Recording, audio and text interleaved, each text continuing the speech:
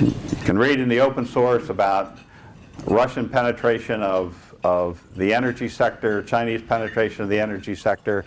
You haven't read about little Joey's penetration of the energy sector, and I think little Joey's in there too. And what's he going to do? He doesn't have the same sort of strategic consequences that a nation state might have. And so can do a lot of damage if he just thinks he's playing around. Or he has there are no consequences. He views no consequences to his actions. And there's a lot of those kids running around too. If we erode the confidence in the data, the adversary always wins. If you're a banker and you're making financial decisions based on a series of analyst reports, if I can convince you that the data that underlies those analyst reports is not factual, what are you going to do?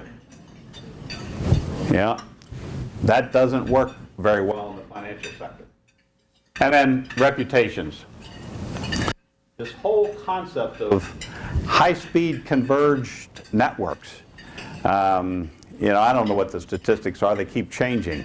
Of the number of connected devices by 2025 or 2030, the answer is it's a lot.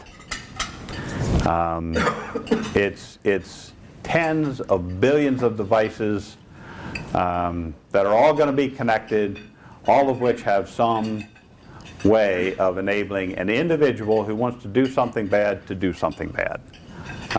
It's just the motivation. And even I worked for Keith Alexander for a number of years, and Keith always used to say, we have to defend at network speeds. It's not fast enough. Won't work. You have to be able to predict. Yeah, well, we went through a whole series, and people still use signature-based defenses. Whatever you're using today was made obsolete yesterday by new techniques. You can't keep up with it. Behavior and context. There are companies out there making a lot of money saying, I can predict bad behavior based on all this data that I'm gathering, and I can tell you what the next piece of malware is going to look like based on what the last strings were. In 2008,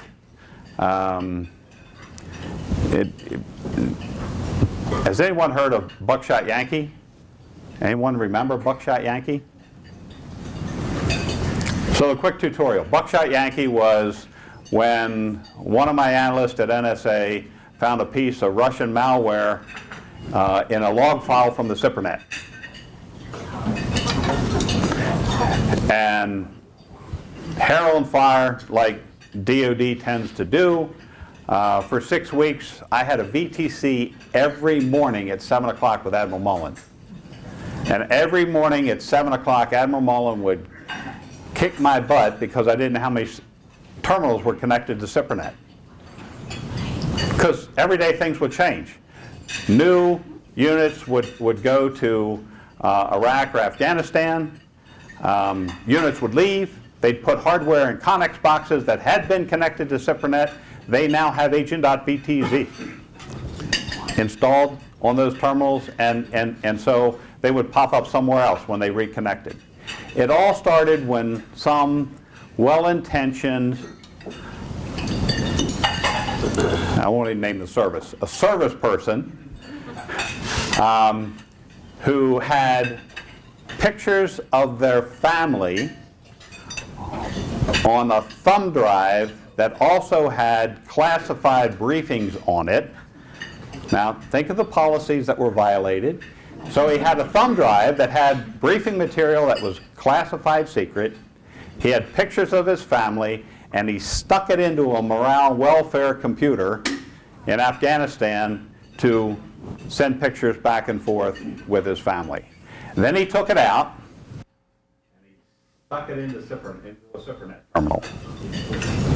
So NSA is pretty smart.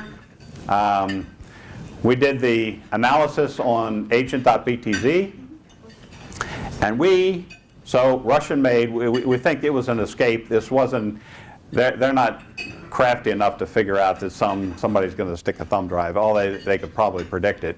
But we predicted, after seeing a couple of versions of agent.btz, we predicted what the developer was going to have the next version look like. And we shared that with all the antivirus companies, McAfee, Symantec, everybody was great. It's Kaspersky never quite caught up with all the versions in their antivirus software. We couldn't figure that because we released it to everybody.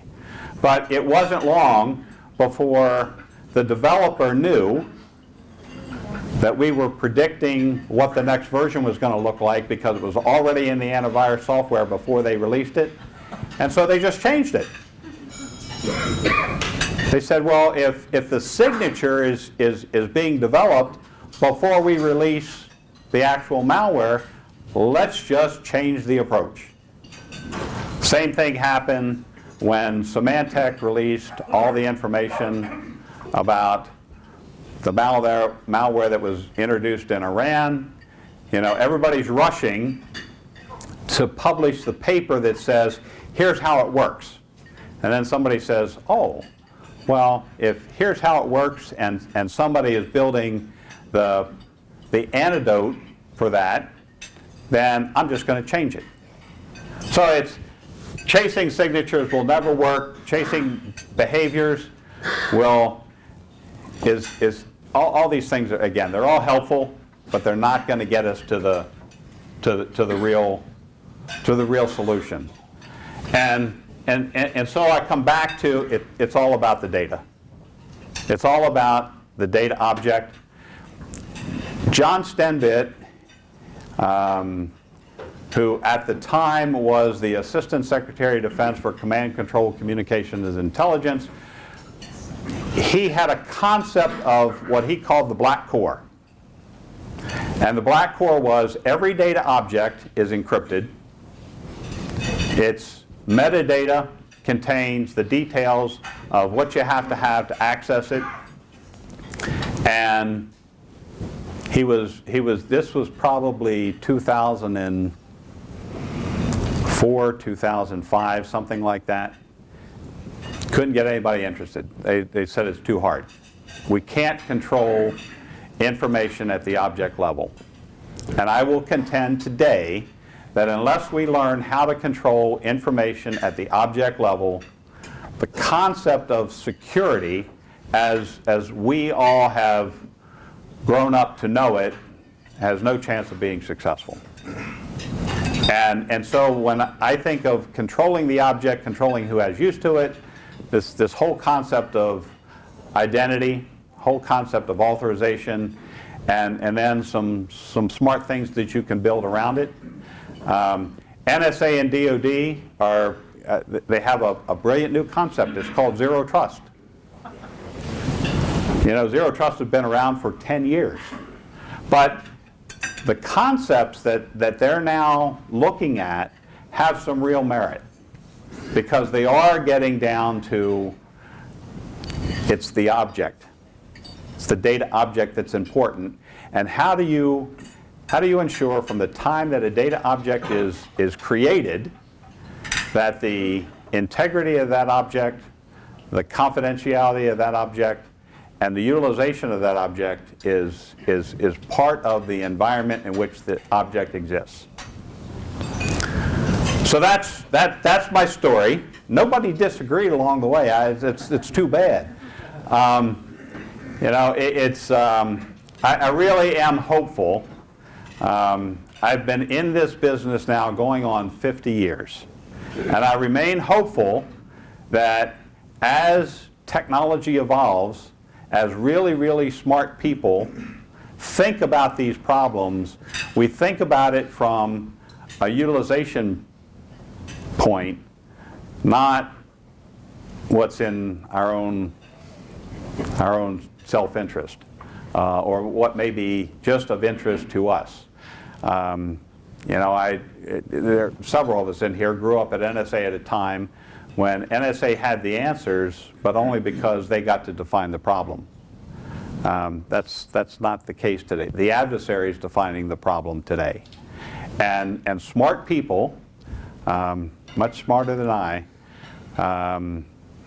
have to think about ways of defeating the adversary's intentions and doing that in a way in which it's standardized, it's scalable, it truly does become ubiquitous, and that the controls that need to be in place have the kind of environment built around them that truly enables someone to say, I understand where the object was created, I understand where it's being used, and I understand how I can retire it in such a way that it's no longer of damage, of potential damage to a nation, to a society. And I talk about DoD or the U.S. government or the private sector. This is a global issue, and it's not something that we have an ocean on each side and we're pretty well protected. I don't think we're going to see landing craft coming up on the shores at any time in my lifetime. But you don't need that. You need a couple of smart people with a computer and an understanding of how to disrupt, how to influence, how to do damage, and blame it on somebody else. And that still exists. That's still a big, big concern to all of us. That's my story. So, any questions? Any challenges? Any place you want to take the discussion?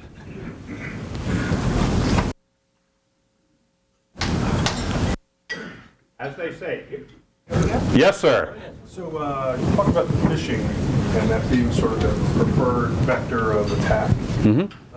And that problem hasn't been corrected over the last 20 years or whatever. Do you think that's partially because the techniques have gotten more sophisticated and it's really hard for users to sort of discern real from fake?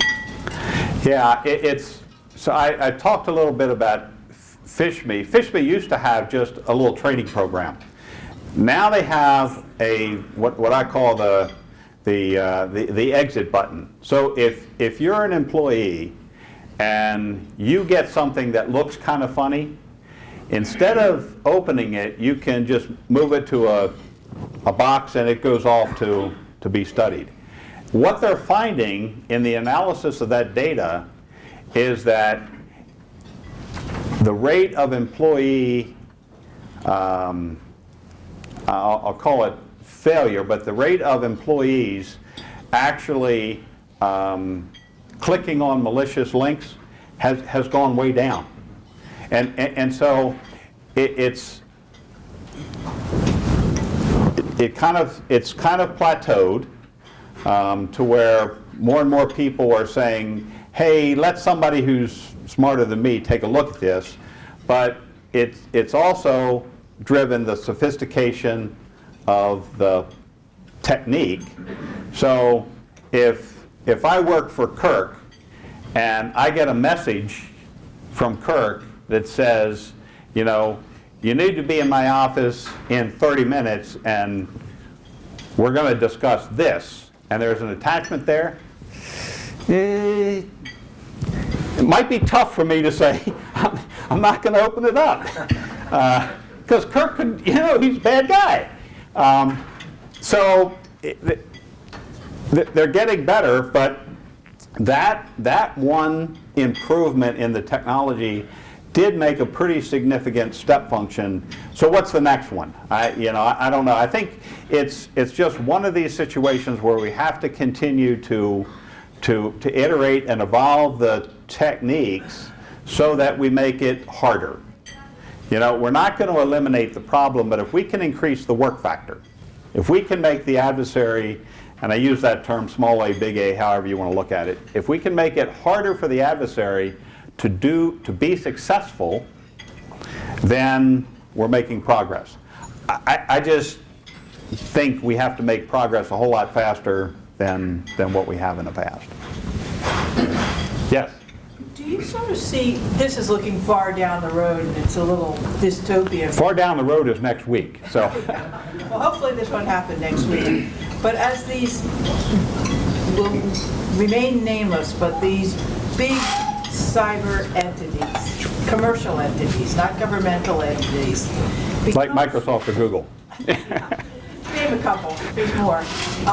Become sort of supranational. In other words, they're willing to cooperate with any market, even markets that may have very different social models from ours, because it's a market.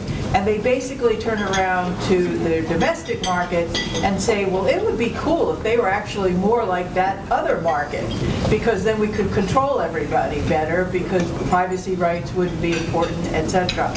Do you see a day coming where we don't know who the adversary is? Is it that big supranational company because they're valueless with regard to sovereign entities?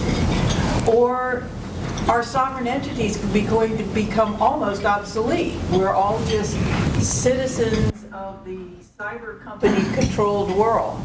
I think we're there. It's this. There's no governance, there's no law enforcement model, and unfortunately,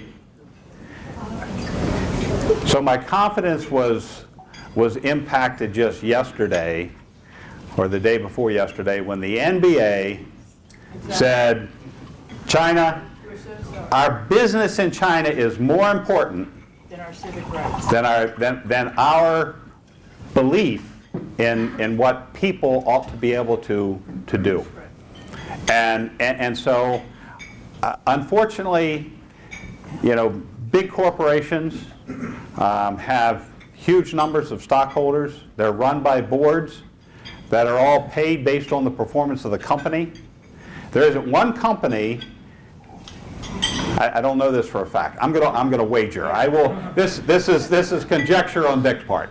I will wager that there isn't one board member who has in their responsibilities as a board member sort of the civic, humanitarian, it's all about performance, whether that's annual performance, quarterly performance, and unfortunately, the dollar speaks pretty loud.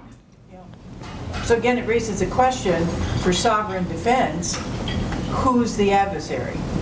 If one of these supranational companies decides they don't want U.S. to take an adversarial position to another large global, because they're in both markets, they could influence it to where the sovereign entity becomes meaningless. Why is Google helping the Chinese and not helping the Department of Defense? I don't know. I think, it's not a future problem, it's a today problem. Yeah. It's a today problem. And I don't know that there's a good answer